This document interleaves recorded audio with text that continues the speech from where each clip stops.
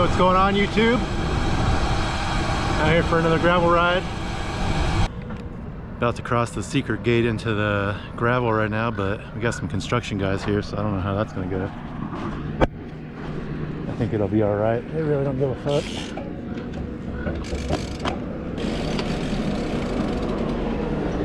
Local gravel bros will know about this spot. Some people say it's not a gravel ride if there's no trespassing involved. So that checks that box.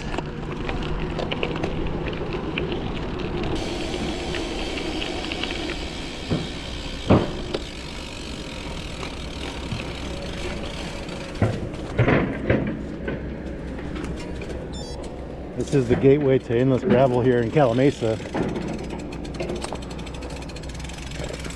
Just gonna cross these two fences and you're in it.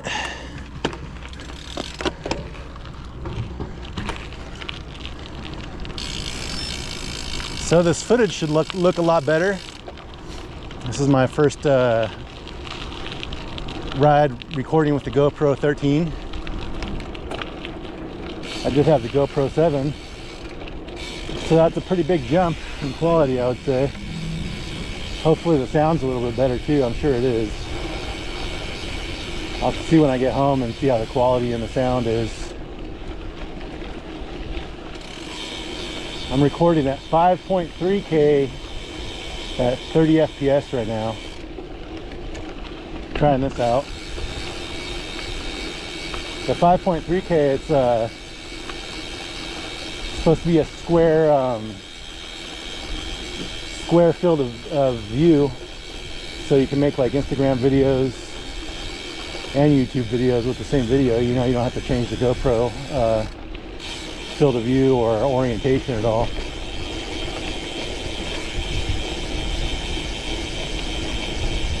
So that's a plus of the 13 right there. It's going to take up a lot of space, but it should be all right because I really don't record that long per session. And when you go to edit a video, you just crop it into 4K, so you're not having to render, you know, 5.3K, because that would be ridiculous.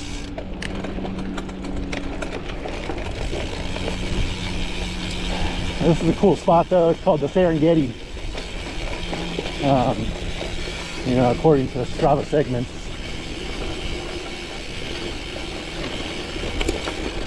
Local gravel folks would know about it.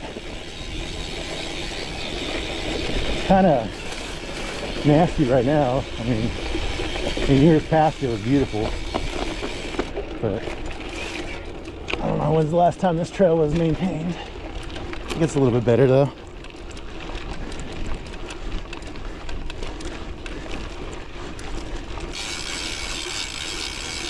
It's getting colder. It's the Saturday before Thanksgiving. It was like super sunny and beautiful this morning when I woke up, but the clouds are moving in. It's like borderline. I should have brought a jacket. I think I'll be all right though.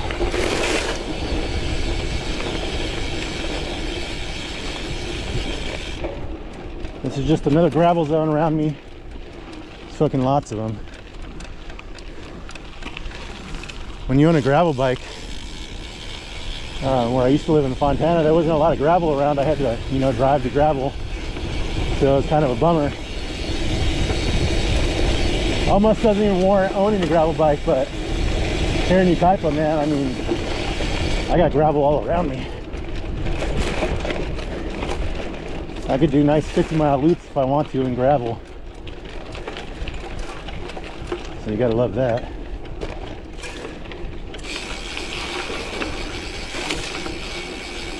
Planning on doing a pretty long one today.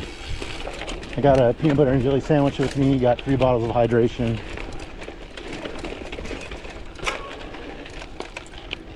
Yeah, so I'll be good. Long ride for me right now. It's like 35 miles in the gravel.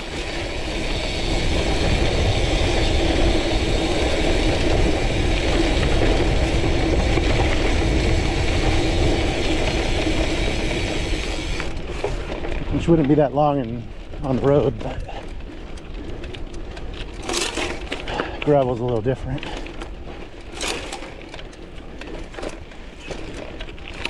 Yeah, speaking of hydration, what kind of hydration do you guys use? So in my opinion, cycling specific hydration is overrated. And I'll tell you why. There's a coyote over there to my left. I don't know if you can see that. So I used to use a Scratch hydration, and I've tried Flow formulas as well. Both are awesome, but fuck man, cycling specific hydration is so expensive.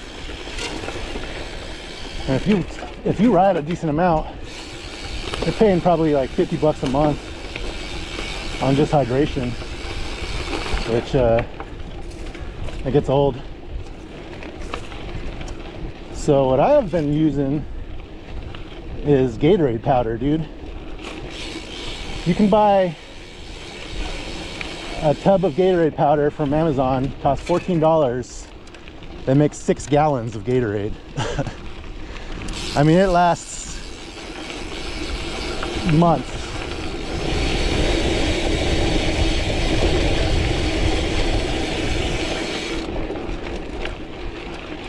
And I've been using that for a while now, and I don't see any, you know, downsides to it.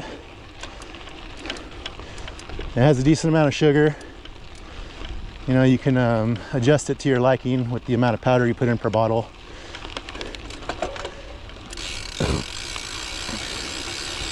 And I would argue it's just as good as Scratch.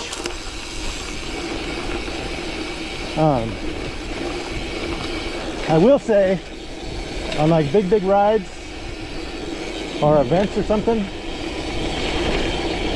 I'll use a high carb cycling specific drink mix, like Flow formulas or the Scratch high carb mix, you know, because you want to get a high carb drink for doing long rides so you don't have to eat so much.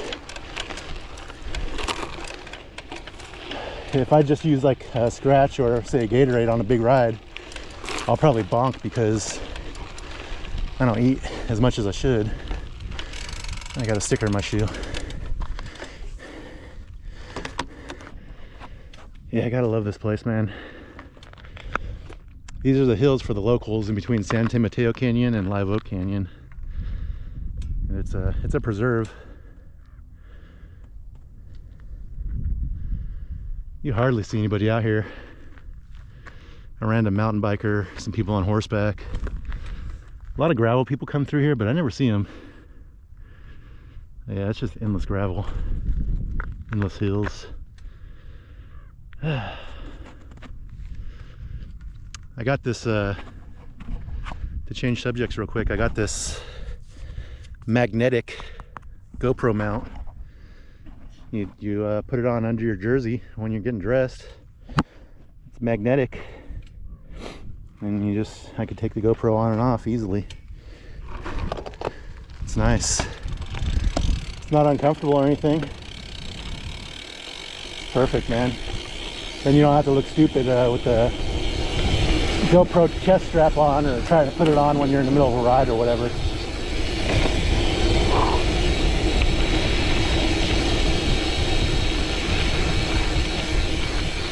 Trying to invest in some better quality video here. Back to hydration though, yeah, Gatorade powder, man, check it out. Ah, shit, big tumbleweed. Oh, man, tumbleweed season. So I have 3 bottles today of hydration, actually. Look at that hawk right there, beautiful. Then I got the 2 normal bottles. Then I have this shit, I forgot what those are called. The magnetic bottle mounts. But I like that for that bottom mount. You know, because then if I don't ride with it, which I don't always do, it doesn't look stupid. You don't have to take it off. But yeah, in that one, I have something called Amino Energy, and it's hydration, electrolytes, amino acid, and some matcha for caffeine. And there's about 50 milligrams of caffeine in that bottle. You know, you could adjust the amount per scoops. But that shit's good too. You know, I drink coffee in the morning, but you know, after you're about 20 miles into a ride, I'll drink that, and I bought a peanut butter and jelly sandwich, and I'll eat that and drink the energy drink. And that'll totally refresh me. Hydration and caffeine, so can't beat that.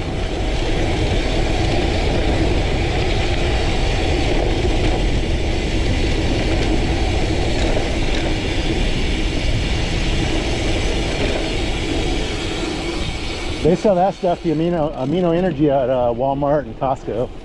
It's a better deal at Costco by far. And if you wanted to get off coffee, man, I drink that instead of coffee some days. It's sugar free as well, and you don't get the sugar bonk or the sugar crash halfway through the day like you do with coffee. It's like some super clean energy.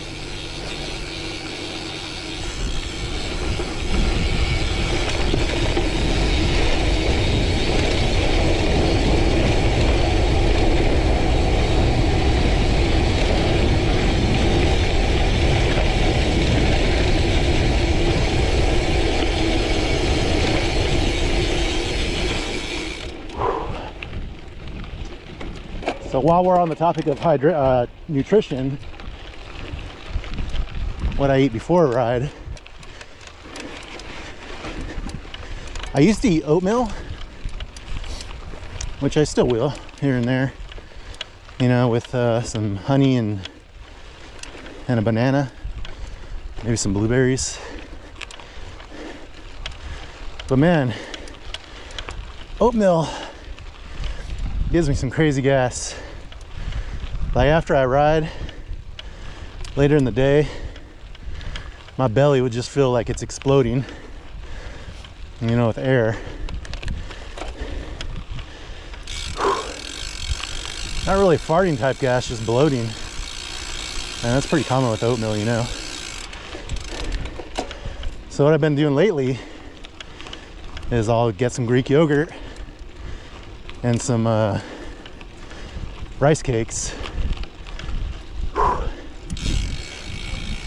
And another nutrition tip is if you get that sugar-free Greek yogurt, I like vanilla, you mix some protein powder in with it, some vanilla protein powder, and it's basically like pudding at that point. So I'll get some yogurt, mix some protein powder in with it, and then smash up a couple of rice cakes and then some blueberries this morning, or whatever fruit I have, you know. And that's a lot easier on my digestion, you know, because Greek yogurt aids digestion. Rice is like one of the most easily digested carbs. So yeah, it does me pretty well. I smashed up 2 rice cakes today. I think each one had like 12 carbs, so that's, you know, on top of the carbs it's in the protein powder. I would say it's probably like a 30 carb meal, which is about the same as oatmeal. Probably a little bit more actually with the blueberries. But yeah, getting your nutrition dialed when you're riding makes a huge difference, dude, in how far you can ride and how you feel while you're riding.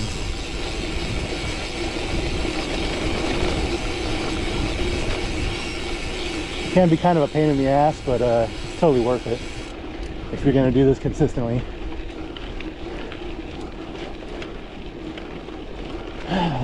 can be kind of expensive too, but that Gatorade cuts the price by a lot. The rest of the shit's pretty cheap, you know, it's stuff I already have. I'm not really buying it specifically for cycling, but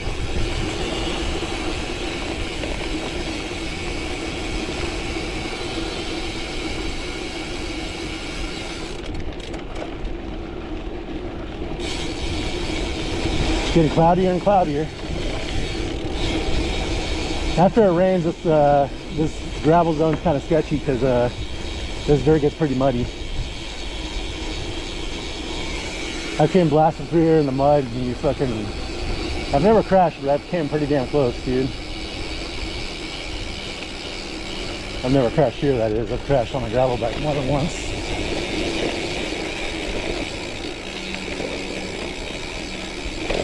And this is like... This dirt right here is like clay. So you know how clay gets when it's wet. Just sloppy peanut butter mud.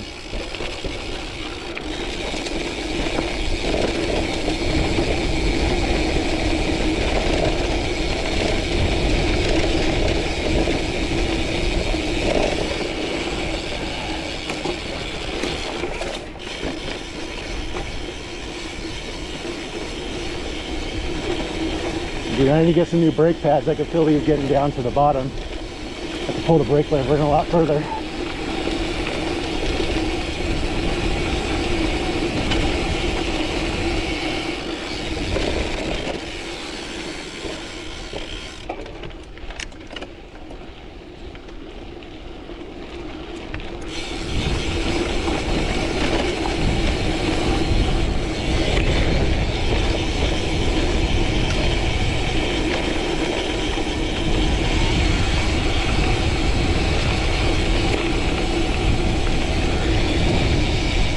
Corner will sneak up on you right here.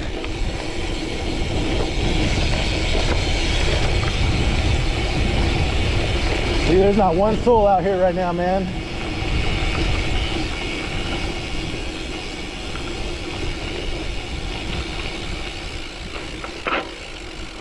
This is Live Oak Canyon right in front of us. Got this steep ass descent.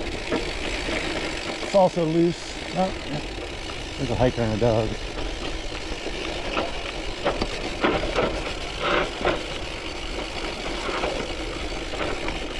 Hey, thank you. That's a good dog. You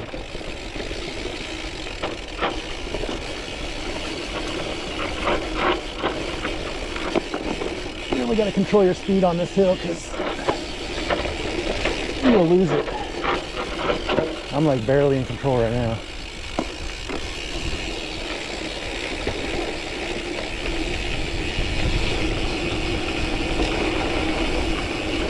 If you're one of those people that ride the less than grippy gravel tires, like smaller, you might run into some problems on that hill.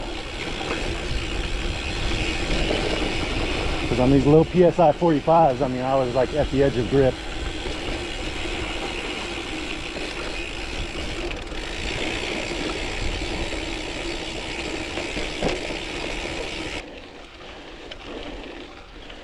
All right, guys. That's going to be the end of this video. Thanks for watching. If you enjoyed it, you know, drop a like. If you're not subscribed, subscribe. Like I've said, I do plan on being more consistent with my posting. Probably like once a week, you know. But yeah. The Strava for this ride will be in the description, and I'll see you all in the next one. Yeah.